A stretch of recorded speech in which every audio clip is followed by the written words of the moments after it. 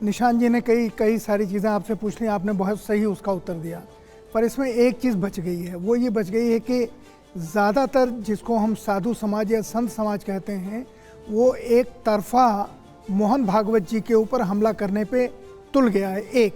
और बात यहाँ तक चली गई है कि बहुत सारे साधु संतों ने ये मांग शुरू कर दी है कि संसद में हमारे लिए सीट रिजर्व होनी चाहिए और हमको संसद में जाना चाहिए, यानी उनको अब प्रधानमंत्री, गृह मंत्री और संसद सदस्य बनने की लालसा भी मन में शुरू हो गई है। तो इसके ऊपर आपका जैसा जो स्वामी है, जो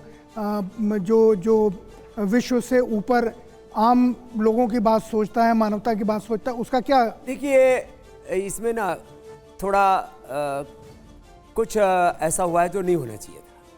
अशोभनीय कहो, अनवांटेड कहो, या बहुत दुर्भाग्यपूर्ण कुछ ऐसा रहा कि कुछ लोग ऐसा भी कह रहे हैं कि धर्म संसद में ऐसा प्रस्ताव लेके आएंगे। कुछ सोशल मीडिया में इस तरह की भी तो एक बहुत बड़ा गैंग है जो कह रहा है कि मोहन भागवत को बहिष्कार कर दिया सब साधु संतों ने, फलाना कर दिया।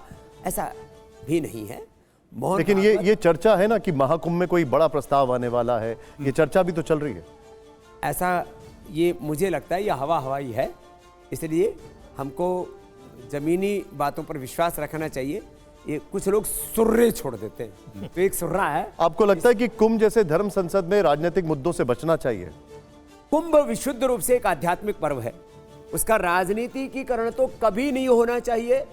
और हमारे श्रद्धेय मोहन भागवत जी हों या आरएसएस हो, वह एक राष्ट्र की सेवा में उन्होंने एक बड़ा योगदान दिया है, तो उनके योगदान का आदर होना चाहिए, उसका अनादर नहीं होना चाहिए। आप जाएंगे क्या धर्म संसद में? आप कुंभ में धर्म संसद में जाएंगे क्या? अभी मैं तत्काल तो नहीं जा रहा हूं, कुंभ में तो हम जाएंगे, वो हमारी आस्था है। लेकिन जी विनोद जी, ऐसा है कि मैं आज तक, देखिए, जो संघ है बड़ा अनुशासित एक बॉडी है, संगठित रहा है। और एक बात जब सत्संग चाकर चालक कुछ कह देते थे तो ऊपर से नीचे तक एक ही बात होती थी। अब जो वो कह रहे हैं, अंग्रेजी में एक फ्रेज है, क्राई इन द विल्डरनेस, बीहड़ में आवाज़ है उनकी, कोई सुन नहीं रहा, ऐसा लगता है। नहीं, कुछ ना कुछ मैंने कहा ना, इसमें जो है कुछ चूक हुई है। वो चूक तो नहीं होनी चाहिए, लेकिन अपने बड़ों का अनादर भी नहीं होना चाहिए। मैं श्रद्धेय भागवत जी के संदर्भ में भी कहूँगा, श्रद्धेय संतों के भी संदर्भ में कहूँगा, कम से कम एक बात मैं ये अपनी तरफ से राष्ट्रीय परिप्रेक्ष्य में जरूर कहना चाहता हूँ, सनातनियों में तनातनी कतई नहीं होनी चाहिए। तो स्वामी जी, अरे हमारे लड़ने के लिए बहुत सारे शत्रु हैं, उनसे लड़ो, आपस में क्यों लड़ रहे हैं? स्वामी जी ये बताइए, क्या ये ठीक है कि हर मस्जिद के नीचे हम मंदिर तलाशें या मूर्ति तलाशें? मूर्तियां तो वैसे भी हम लोग कुएं में गिरा देते थे। जैसे मूर्ति खंडित हो गई तो हम कुएं में गिरा देंगे। अब कुएं में मूर्ति तो मिल ही जाएगी, या नदी में सिराने का तो एक परंपरा चली आ रही है। तो फिर इसमें ये क्यों कहा जाए कि भाई वो तो मस्जिद बनी थी, उसके नीचे मूर्ति निकल आई या ये विषय अभी बहुत ज्यादा उबाल ले रहा है, इसमें मुझे मत फंसाइए। लेकिन स्वामी जी ये तो जानना चाहेंगे, एक तरफ मोहन भागवत है और दूसरी तरफ साधु संत हैं, स्वामी जी किस तरफ खड़े हुए हैं? मैं सत्य के साथ खड़ा हूं, और सत्य यह है कि मोहन भागवत जी हमारी सनातन की और राष्ट्र की बहुत बड़ी विभूति है, पूंजी है। उन्होंने जिस मनसा से जिस बात को कहा, उसी मनसा से लेना चाहिए। प्रभु जी, मोहन जी की आप इतनी तारीफ कर रहे हैं इतनी देर से, आपने संघ का कोई प्रयोग किया? कहते उनकी शाखा पे कभी गए आप? नहीं, मैं कभी संघ की शाखा में नहीं गया, मैं तो। और लाठी उनकी तरह चला लेते हैं ना आप? अरे लाठी मुकदार सब साहब, अभी होता तो अभी मैं घुमा देता पूरा तो देखिए, मैं गुरुकुल में पढ़ा हूँ, महर्षि दयानंद के अनुग्रह से मैंने धर्म को विवेकपूर्ण दृष्टि से देखा है, और इसलिए आपने देखा होगा कभी स्वामी रामदेव ने ढोंग, आडंबर, पाखंड, अंधविश्वास की बात। एक बात मैं आखिरी बार पूछूंगा, आपने आंदोलन शुरू किया था जब अन्ना जी थे, अब दुखी थे जिस तरह की सरकार चल रही थी या जिस तरह की सोसाइटी थी, वो क्षण कब आएगा जब आप दुखी होंगे फिर आंदोलन शुरू करेंगे? ये मुझे मैदान जंग में उतार के छोड़ेंगे। ठीक है आप आप आंदोलनकारी कब बनेंगे दोबारा से, जो उन्होंने पहले सवाल आपसे उम्मीद है भाई सबको। आपसे उम्मीद है। मेरे भीतर का आंदोलन कभी खत्म नहीं हुआ है। स्वामी रामदेव अभी भी 18 घंटा भारत माता की सेवा करता है। जब कभी ऐसा कोई प्रश्न आएगा कि मुझे लगेगा मेरा राष्ट्र संकट में है, तो स्वामी रामदेव मौन नहीं बैठेगा, इतनी मेरी प्रतिबद्धता है।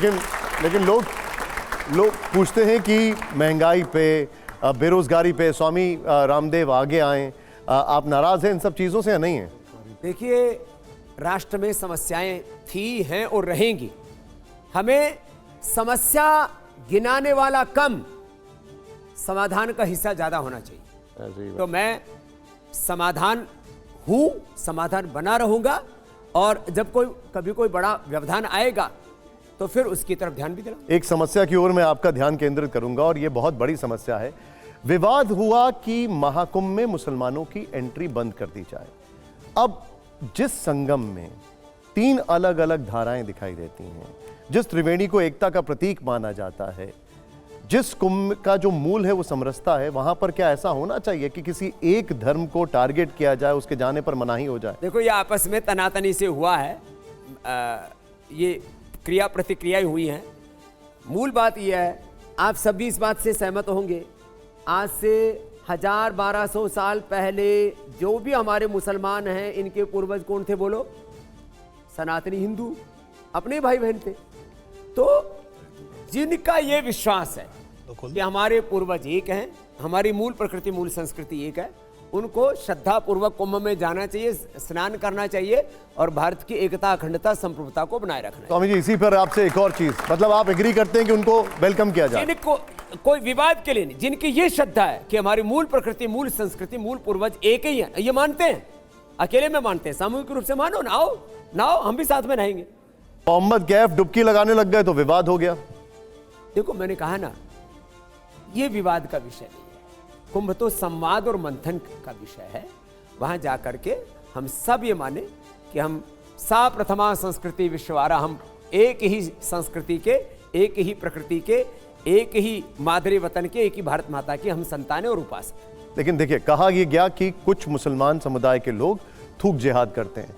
अब उनको ऐसे पेंट कर दिया गया कि यही है सब, बिल्कुल एग्जैक्टली ऐसे ही होते हैं। उनको ऐसा क्यों, मतलब उन्हीं को एग्जाम्पल क्यों साइड किया जा रहा है? हर एक को एक ही नजर से क्यों देखा जा रहा है? कि कुछ लैंड जिहाद करते हैं, कुछ थूक जिहाद करते हैं, कुछ नहीं। लेकिन आप एक मुझे बात बताइए, अब्दुल कलाम ऐसे करते हैं, मौलाना आजाद, शिवाजी के सेनापति इब्राहिम खान, ये सब लोग हैं ना। वही मैं कहना चाह रहा था कि मुसलमानों में बहुत राष्ट्रभक्त, जज्बाती और अच्छे मुसलमान भी हैं, उनकी तारीफें भी होनी चाहिए। और हर वर्ग, हर समुदाय में जो लोग गलत कर रहे हैं, उनका बहिष्कार भी सबको सामूहिक रूप से करना चाहिए। हिंदुओं को भी करना चाहिए, मुसलमानों को भी करना चाहिए। लेकिन दुर्भाग्य ये है कि कोई मुल्ला मौलवी आकर के जो इस्लाम में गलत करते हैं ना, उसको कंडम नहीं करता, उसका खंडन नहीं करता, वो मौन हो जाता है वहां पर। अच्छा, मैं फिर से महाकुंभ की तरफ आता हूं। पौराणिक कथाओं में महाकुंभ की कहानी अमृत कलश से जुड़ती है।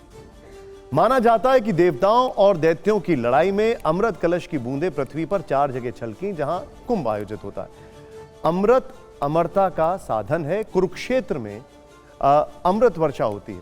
फिर वो साधु संत, वो नागा संप्रदाय जो जीते जी अपना पिंडदान कर चुके हैं, जो जीवन और मरण के चक्र से मुक्त होना चाहते हैं, उन्हें कुंभ में अमृत की क्या लालसा हो सकती है? देखिए, कुंभ की जो पूरी कथा, उसमें जो काल का और ब्रह्मांडीय पूरी ऊर्जा का जो संयोग है, वो जो पौराणिक मान्यता है, उसके पीछे लोगों की आस्था और विश्वास है। और जो व्यक्ति ड्राइव होता है वो तो इमोशंस से होता है, तो उस आस्था का हम सम्मान करते हैं। बाकी साधु तो पाप से, पुण्य से बड़े परात्पर ब्रह्म के साथ एकात्म होकर के जीता है। ये एक परमहंस सन्यासी का जीवन होता है।